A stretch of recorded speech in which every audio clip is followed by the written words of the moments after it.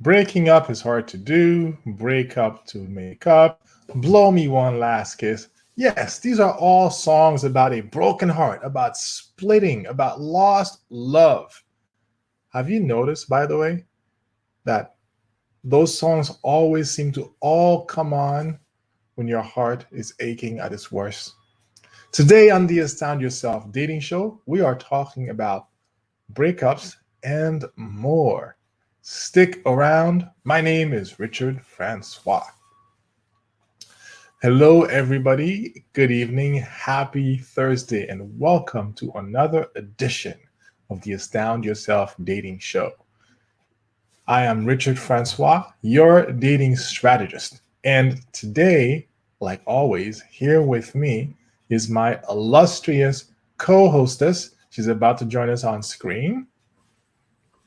Here I And am. there she is. Yes, there she is. What is your name? Where am I? Hostess? I thought you broke up with me. No, not a chance. Never happened. Inseparable. So, what is your name? Tell everybody your name, illustrious co-hostess. It's Elaine Saunders, It still is.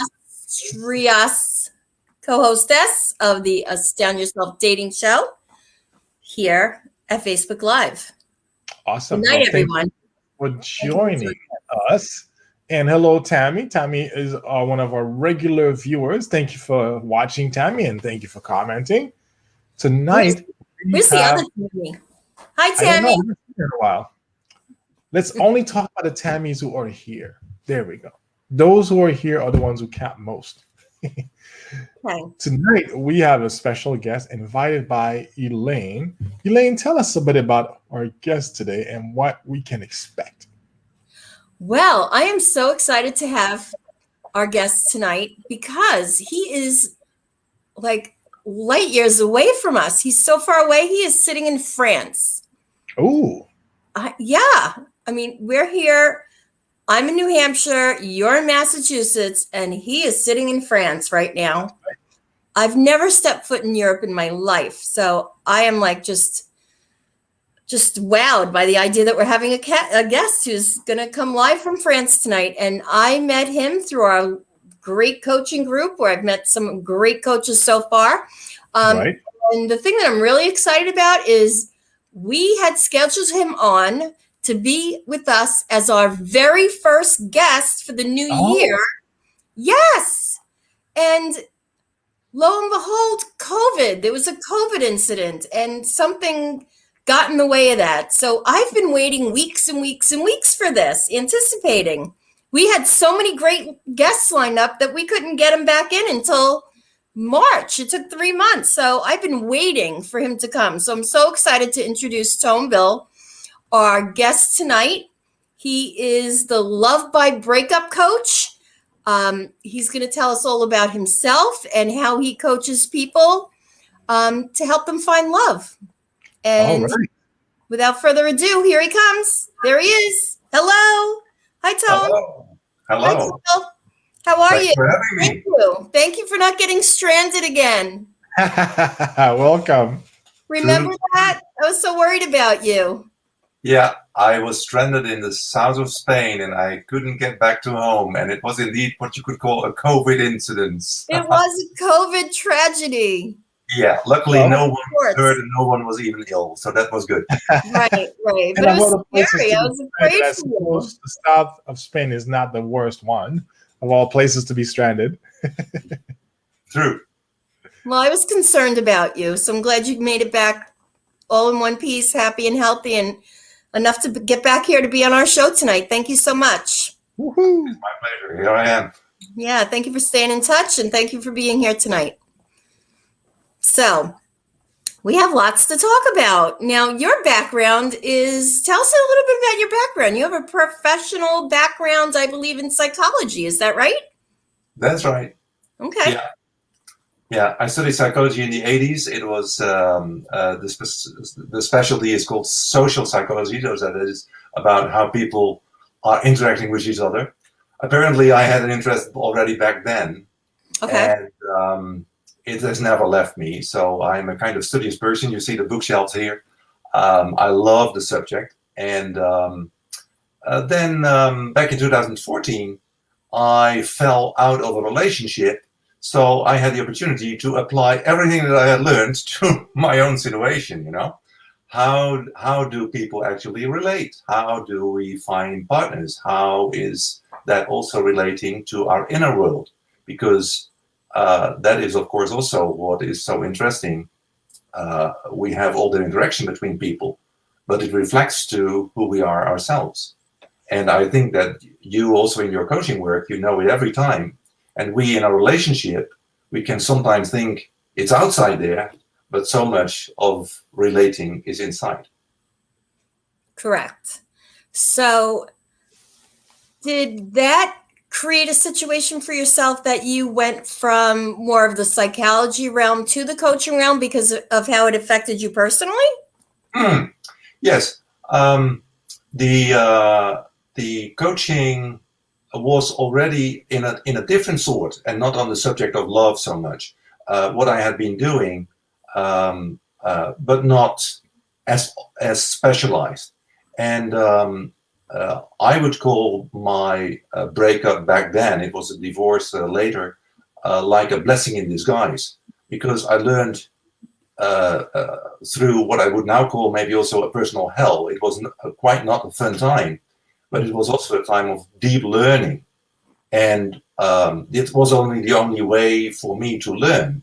And from that process, I started at some point publishing about it and then also coaching. And that was back in 2017, 16. Yes. So it sounds like you had quite a few years of a professional career in psychology before you hit the road in coaching, because that was like 4 years ago. That's right. And the psychology that I mostly applied had to do more with commerce, but I dealt mostly with entrepreneurs. And so something that every entrepreneur knows is, again, that it looks like the business is outside of you, but the big part of how the business is going is also inside, you know. It is who you are as an entrepreneur that makes things going, which meant that I already was coaching entrepreneurs, not only on business things, but also on personal things. Interesting. I think I'm going to have you and Richard talk, because between his accent and yours, I could just sit back and listen. Do I have an accent? I think it's debatable, but we're not going to have a debate about my accent tonight. Well, you do have a slight little something. Well, then Later. So tell us, Tone, how is it that you work with your clients? What would somebody come to you for assistance with? It will often start when people have gone through a breakup, or they are just in the midst of it, or it could even be that they feel it coming on the horizon. Even you're thinking about breaking up with somebody? Yes. So okay. I use the word breakup for separation, divorce, every way that you can break up a relationship. And so that would be a pain point, of course, where some people can even feel that they lost their confidence in themselves or in love at all, or in the other gender. These things can happen to them. And as soon as they feel that the hurt is too much of a burden, they may want to have someone to talk to.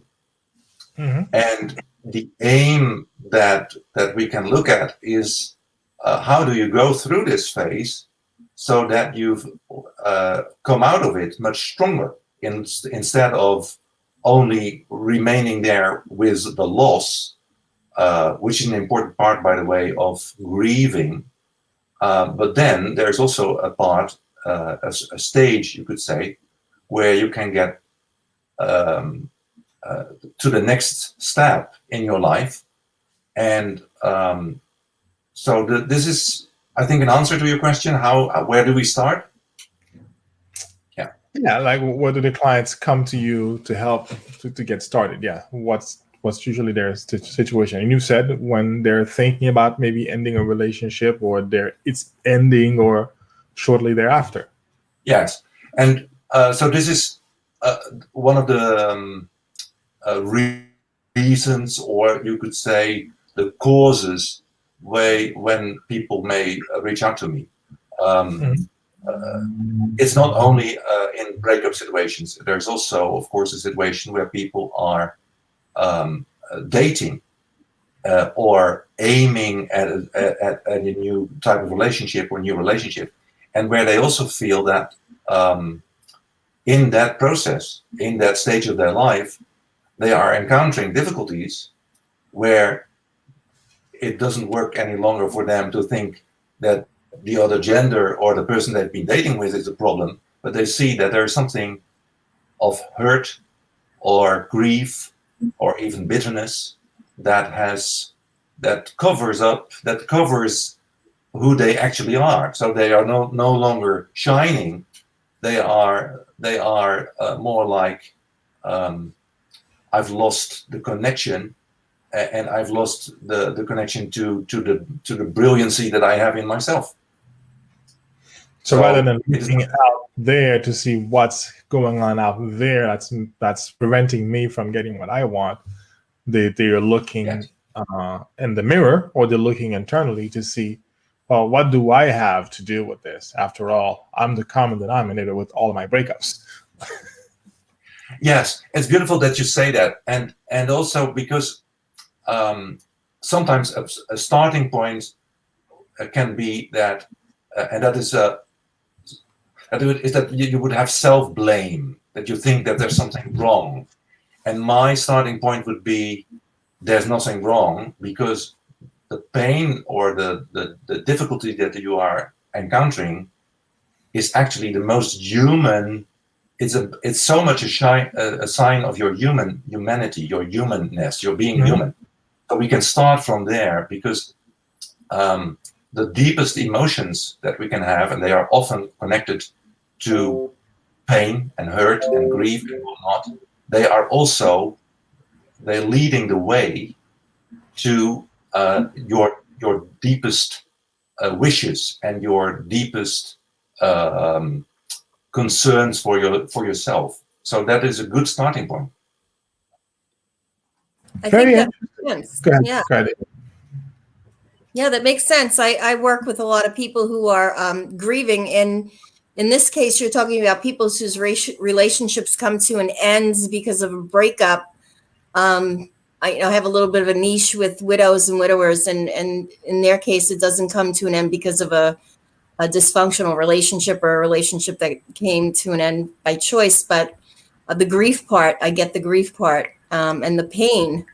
And to re-enter, allowing yourself to feel joy again.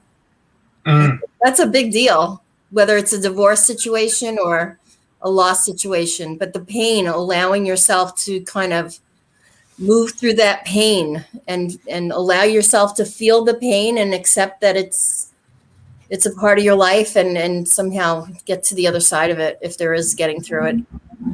Yes, and that's somehow.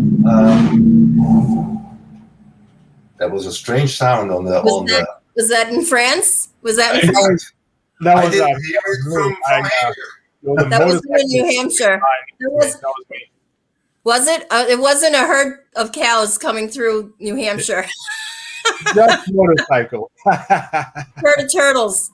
Go ahead, Tone. I'll mute myself until I have to speak in case any more noise comes by. Yeah, where were we before the cows went in? So maybe the thing is this: there is a, I would call it a danger, if we think that we need the new relationship, because only then we can have joy again in our lives. It is like, I am lacking something and someone else must give it to me.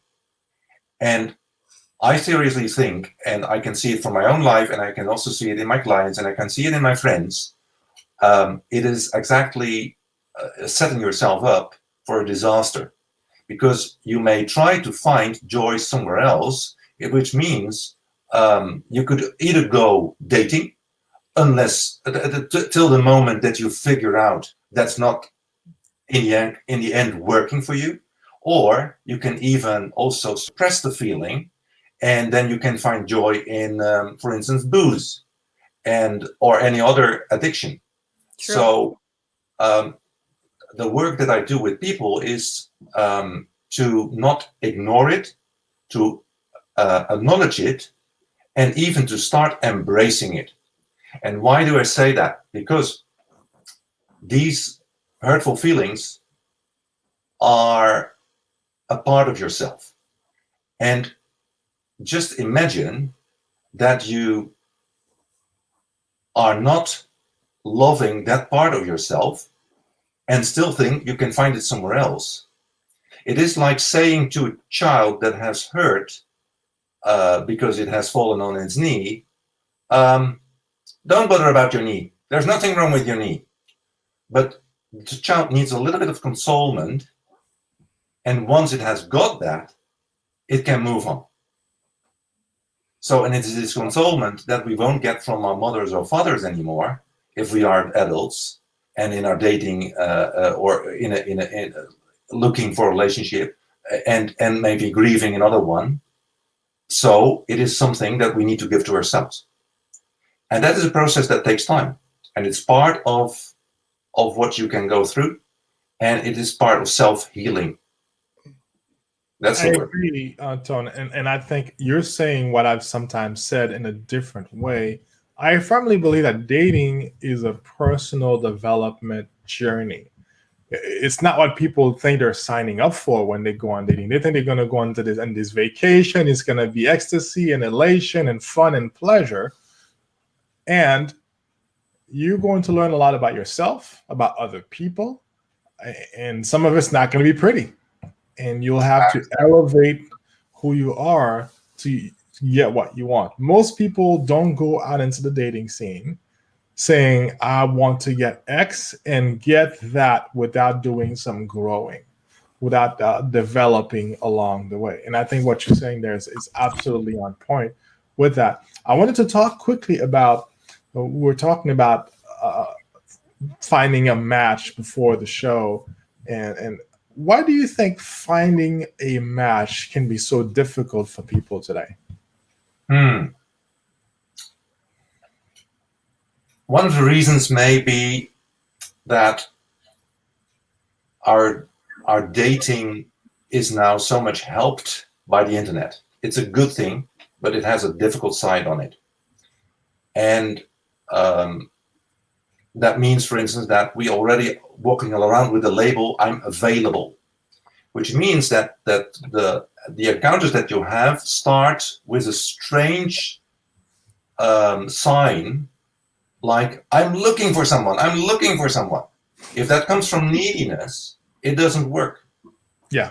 Another thing is that if you are on certain sites that help you with matchmaking, OkCupid is a famous one, and they will give you the idea, you have a 97% score, you have a 97% match, and you will believe, okay, the right person is already there in front of me. We just need to meet and things are done. But the fact is, it's not true. It's this matching percentage. I know how they calculate it. I have a little bit studied that, of course, because it's very interesting stuff. But it's of course based on questions, and very nicely so. Actually, one of the things that we forget there is, I'll mention two, just not to get into the 10, but I'll mention two there. One is, and that's the simplest one, lifestyle and values. I mean, to say this, when you're young, you're much more flexible in your lifestyle than when you were older. I'm 58, and I'm quite aware that I have a typical lifestyle. And of course, we need to both recognize that part of ourselves and be open into someone who has another lifestyle. But if we're not really aware of that, and we think we just need to find the perfect match on a dating site, then we are already going wrong, because we think then the partner will, of course, also adapt our lifestyle. It's not going to work. Another thing is a little bit more difficult maybe to describe. It's what I would call the energetic level. And we know it if we see it. Here's the thing, for example. Someone may look nice on the picture. You may have nice conversation with them online, but once you meet them, after a minute or so, you don't feel comfortable anymore. So I don't know if this happened to you or to your clients, but I see it happening. And why is that? Because the energy that we have as a human, it's a thing, by the way, that I for a long time shrugged my shoulders about. I thought, what is that energy? It's just Right. It's unintentional. Yeah, woo stuff. Woo stuff. But more and more, I see that maybe it is intangible, but it is also real. And so, if you ask me why is dating difficult, it is because if we neglect these things, we think that the solution is already there, and we don't get into what does this mean to me, and we maybe try even to ignore it, and that would mean, and here's a real issue, I think, that you may find someone who's attractive on paper, and they might be caring and earning a lot of money and all kind of perfect things, but you don't feel quite easy with them, but you think that's just the nerves of the beginning. But it might just as well be that they'll grow on me. So the expression we use a lot in the States. They'll grow on me. Oh, like fungus or something. Yeah. What is that? Exactly. So I'm not denying that we can adapt in a relationship. Actually, that is what relating is about. Yeah. It has to do with where are you communicating. It's all about communicating. But it is not true that all the differences that you have between people can be out communicated as if then it's all solved. That's not true. I hope that is an answer to your question. Yes, thank you. Elaine, do you want to ask Ton a question, or I have another one that I can jump in with? If you... Jump. I will jump. Staying on the topic of matching, are there people who are not matchable? Well, I know the answer to that one. Listen to the matchmaker showing off. She thinks she knows the answer to that one.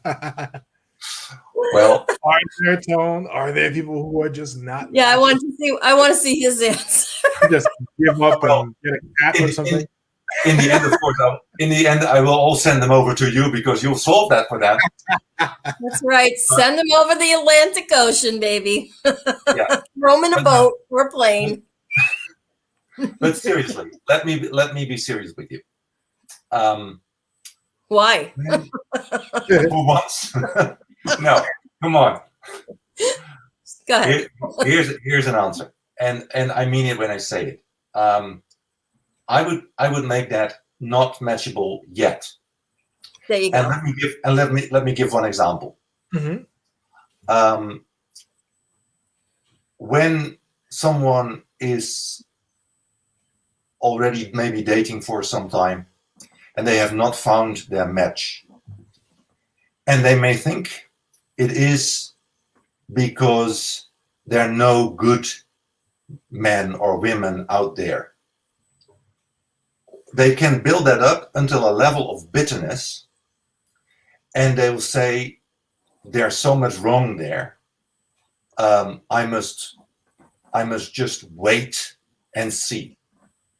I think you will have a real difficulty matching that person, because they are thinking that it should fall into their lap. And when I work with someone who feels this bitterness, you can probably already guess where I'm going. I'm going with them inside there. And what we'll find there could be, for instance, a certain belief that is based on experiences, but which is not necessarily true for everyone and for every part of their life. So bitterness is just a kind of unresolved pain, and it is built up like there's no one good anymore. Or the unresolved pain could also have turned the other side around, and that makes that they think they are no good. And they think I'm no good, it's no good, the other people are no good, the world is no good, or online dating sucks, matchmakers are terrible. Mindset. A number of different things, and the root of it all is some kind of bitterness being expressed. Mindset. And to my idea, when we call it mindset, I love that you use that word. There is a belief which I challenge, that mindset can be changed like this, that with just another positive thought, you may uproot the whole mindset thing, and then you have the different mindset.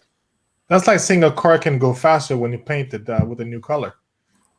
Can you repeat? That's like saying a car can go faster if you paint it a different color. Right. So I love that comparison. And so either you paint yourself in another color, or you paint someone else in another color, and then it's done. As you have understood probably now, I think that there is real work to do there on what I would call the pain points. And the trouble for people that may hold themselves back from that is that they don't want to go there, because the part which is hurting is not where you naturally go to. So right. in the coaching, this is the most important stage, I would say, is where we go into the pain in such a way that it is not too uncomfortable. So my work is based on, for a part, neuropsychology. Another part was psychology that we talked about, social psychology. And then there's also a Buddhist background in me, which we need not talk about now, but it has to do with meditation and that kind of things. Why do I bring this up? Because that neuropsychology tells me that we have a nervous system. And the nervous system is a system that takes care of if we feel excited or calm, anxious or whatever. When, especially relationships are very good at triggering our nervous system.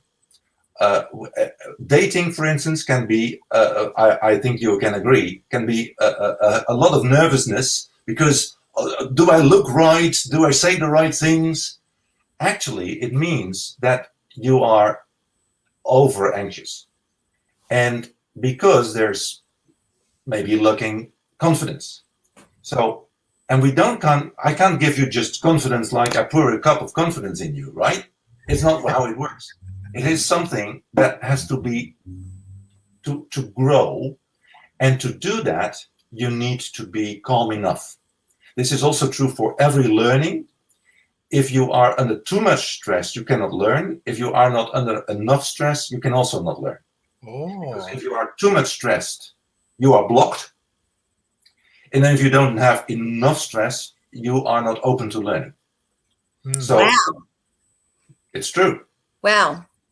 So the process of my coaching is aimed, and that's why I say it's the most important thing. We find what is sometimes I call the narrow path, where you are able to get into that part which is hurting.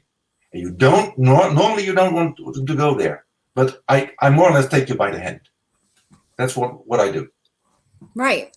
Like any good coach would take you by the hand instead of shoving you in there. Yeah, and you know what? In the process, I am not directing them.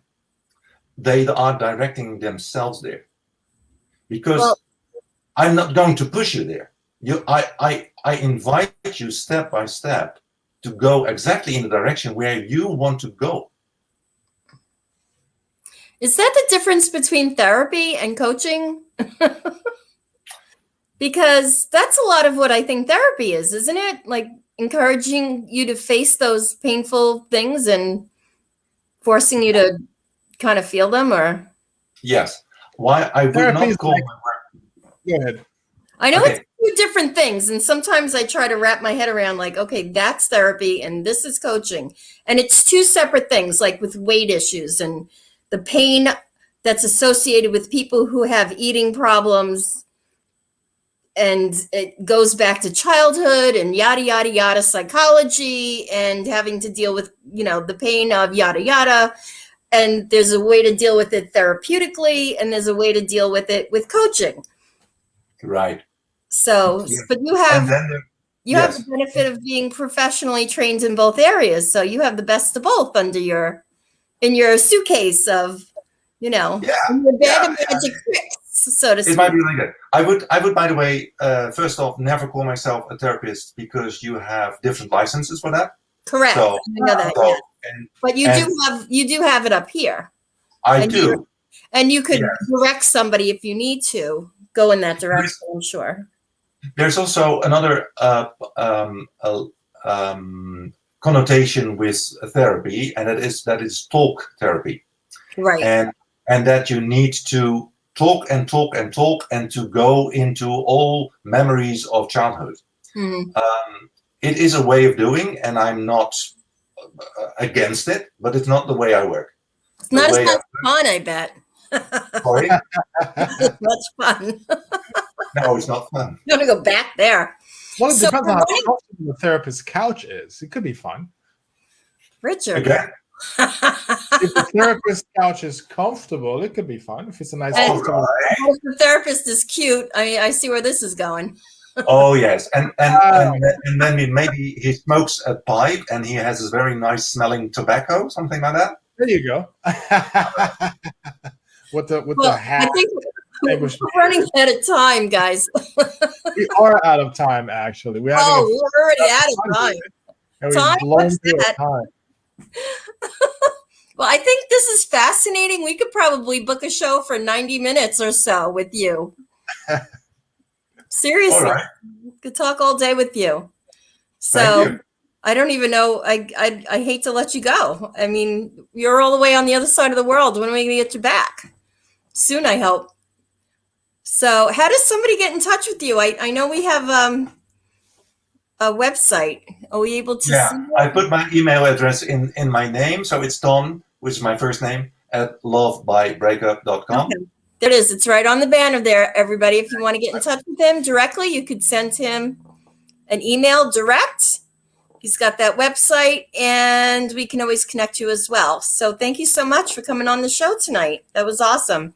Do you do any kind of like Zoom that people in the States can kind of jump on, any kind of group things or events on Zoom? Absolutely. I work online, so Mm-hmm. the coaching that I do is all online, and Right. we can either use. I often ask my client also what they are familiar with, because we have Zoom and we have Messenger and we have WhatsApp and we have Skype. I ask my clients what they're most easy with. All the things. Excellent. Awesome. Excellent. Thank you so much. Well, what about for you, Elaine? Tell everybody where they can find you. I'm so easy to find here on Facebook. If you go to Facebook, you can find me at Elaine Saunders personally, or Dynamic Introductions on Facebook. Very, very All right. easy. I have a website. I'm on Meetup. I'm on Insta. I'm here, there, and everywhere. She's everywhere, everyone. Call me. Elaine The intuitive matchmaker is everywhere. And if you're looking for me, Richard Francois, I am your dating strategist, and I love to work with nice guy. How do you know if you're a nice guy? If you've ever tried to kiss somebody, but you keep getting hugs, and she says, "You're a really good friend. I hope you never change. I wish there were more guys like you." If she complains to you about her jerk of a boyfriend, but doesn't leave them for you, you're probably a nice guy. Nothing wrong with that, but we can help you do better. We can help you do better. And if you want to know how to do better, reach out to me. I'm at grichard360.com, or you can find me here on the Astound Yourself dating page. Until next week, we will see you all. Have a great evening. Thank you for watching the show. Thank you for your comments. We noticed we had a couple of comments today. We had Tammy say hello, and who else? And Karen. Hi, Karen. You said hello. And we had a couple of people like and react to the show as well. See you all next week. Thank you, everyone.